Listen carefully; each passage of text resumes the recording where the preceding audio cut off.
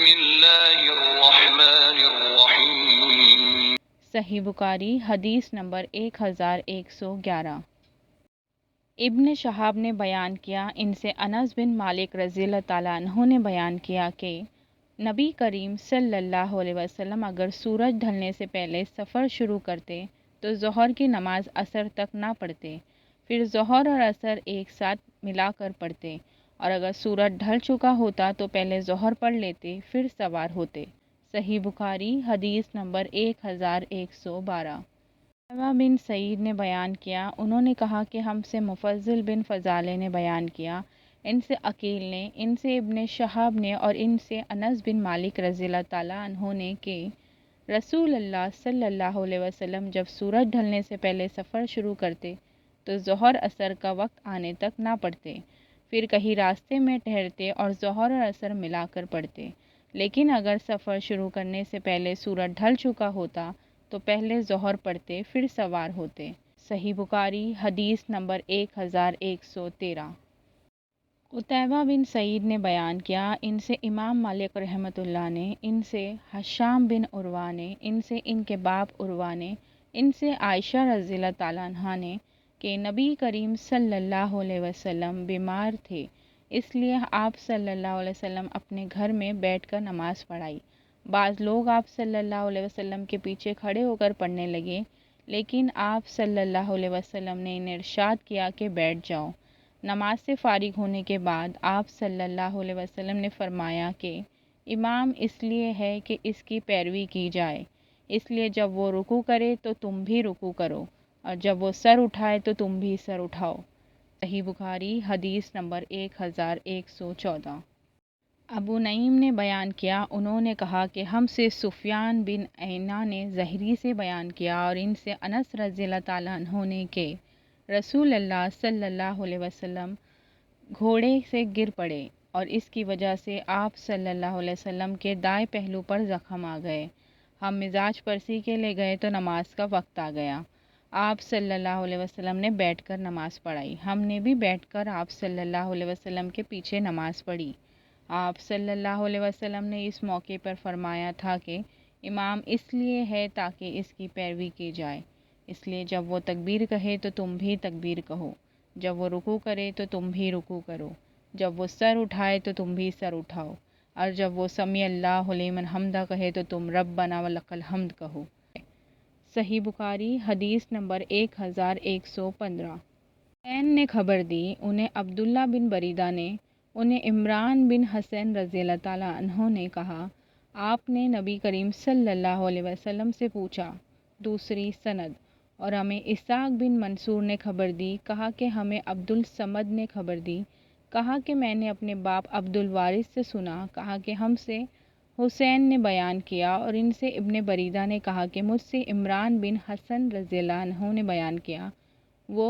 بواسیر کے مریض تھے۔ انہوں نے کہا کہ میں نے رسول اللہ صلی اللہ علیہ وسلم سے کسی آدمی کے بیٹھ کر نماز پڑھنے کے بارے میں پوچھا کہ آپ صلی اللہ علیہ وسلم نے فرمایا کہ افضل یہی ہے کہ کھڑے ہو کر نماز پڑھے، کیونکہ بیٹھ کر پڑھنے والے کو کھڑے ہو کر پڑھنے والے سے آدھا ثواب ملتا ہے، اور لیٹے لیٹے پڑھنے والے کو بیٹھ کر پڑھنے والے سے آدھا ثواب ملتا ہے۔ صحیح بخاری حدیث نمبر 1116۔ حسین معلم نے بیان کیا، ان سے عبداللہ بن بریدہ نے کہ عمران بن حسن نے، جنہیں بواسیر کا مرض تھا، اور کبھی ابو معمر نے یوں کہا کہ عمران بن حسن رضی اللہ عنہ سے روایت ہے کہ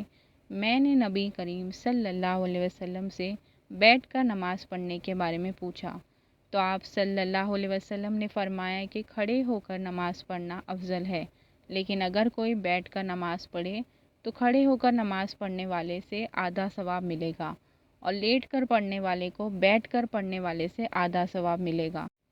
ابو عبداللہ امام بخاری رحمہ اللہ فرماتے ہیں کہ حدیث کے الفاظ میں نائم مستجع کے معنی ہے لیٹ کر نماز پڑھنے والا۔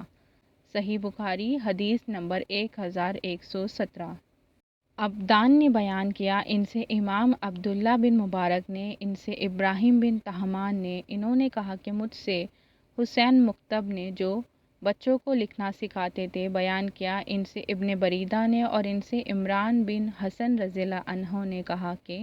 مجھے باوسیر کا مرض تھا، اس لیے میں نے نبی کریم صلی اللہ علیہ وسلم سے نماز کے بارے میں دریافت کیا۔ آپ صلی اللہ علیہ وسلم نے فرمایا کہ کھڑے ہو کر نماز پڑھا کرو، اگر اس کی بھی طاقت نہ ہو تو بیٹھ کر، اور اگر اس کی بھی نہ ہو تو پہلو کے بل لیٹ کر پڑھ لو۔ صحیح بخاری حدیث نمبر 1118۔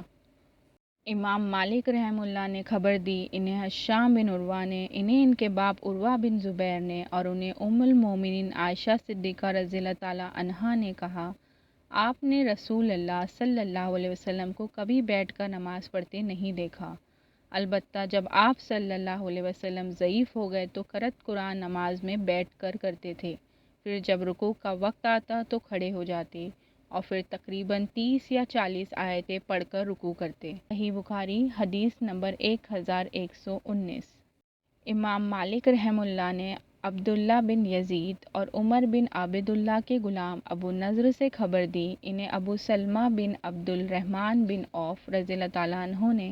انہیں ام المومنین عائشہ صدیقہ رضی اللہ تعالیٰ عنہا نے کہا کہ رسول اللہ صلی اللہ علیہ وسلم تہجد کی نماز بیٹھ کر پڑھنا چاہتے تو قرأت بیٹھ کر کرتے، جب تقریباً 30-40 آیتیں پڑھنی باقی رہ جاتی تو آپ صلی اللہ علیہ وسلم انہیں کھڑے ہو کر پڑھتے، پھر رکوع اور سجدہ کرتے، پھر دوسری رکعت میں بھی اسی طرح کرتے۔ نماز سے فارغ ہونے پر دیکھتے کہ میں جاگ رہی ہوں تو مجھ سے باتیں کرتے، لیکن اگر میں سوتی ہوتی تو آپ صلی اللہ علیہ وسلم بھی لیٹ جاتے۔ صحیح بخاری حدیث نمبر 1120۔ سلیمان بن ابی مسلم نے بیان کیا، ان سے طاؤس نے، اور انہوں نے ابن عباس رضی اللہ تعالیٰ عنہما سے سنا، رسول اللہ صلی اللہ علیہ وسلم جب رات میں تہجد کے لیے کھڑے ہوتے تو یہ دعا پڑھتے۔ ترجمہ: اے میرے اللہ، ہر طرح کی تعریف تیرے ہی لیے زیبا ہے، تو آسمان اور زمین اور ان میں رہنے والی تمام مخلوق کو سنبھالنے والا ہے، اور ہم تمام کی تمام بس تیرے ہی لیے مناسب ہیں۔ آسمان اور زمین اور ان کے تمام مخلوقات پر حکومت صرف تیرے ہی لیے ہے، اور تعریف تیرے ہی لیے ہے۔ تو آسمان اور زمین کا نور ہے، اور تعریف تیرے لیے ہی زیبا ہے۔ تو سچا ہے، تیرا وعدہ سچا ہے، تیری ملاقات سچی ہے، تیرا فرمان سچا ہے، جنت سچ ہے، دوزخ سچ ہے، انبیاء سچے ہیں، محمد صلی اللہ علیہ وسلم سچے ہے، اور قیامت کا ہونا سچ ہے۔ اے میرے اللہ، میں تیری ہی فرما بردار ہوں، تجھی پر ایمان رکھتی ہوں، تجھی پر بھروسہ ہے، تیری ہی طرف رجوع کرتی ہوں، تیری ہی عطا کی ہوئی دلائل کے ذریعے بحث کرتی ہوں، اور تجھی کو حکم بناتی ہوں۔ بس جو خطائیں مجھ سے پہلے ہوئی ہے اور جو بعد میں ہوگی، ان سب کی مغفرت فرما، خواہ وہ ظاہر ہوئی ہو یا پوشیدہ۔ آگے کرنے والے اور پیچھے رکھنے والے تو ہی ہے، معبود صرف تو ہی ہے، یا یہ کہا تیرے سوا کوئی معبود نہیں۔ ابو سفیان نے بیان کیا کہ عبد الکریم ابو امیہ نے اس دعا میں یہ زیادتی کی ہے، لا حول ولا قوۃ الا باللہ۔ سفیان نے بیان کیا کہ سلیمان بن مسلم نے طاؤس سے یہ حدیث سنی تھی، انہوں نے عبداللہ بن عباس رضی اللہ تعالیٰ عنہ سے، اور انہوں نے نبی کریم صلی اللہ علیہ وسلم سے۔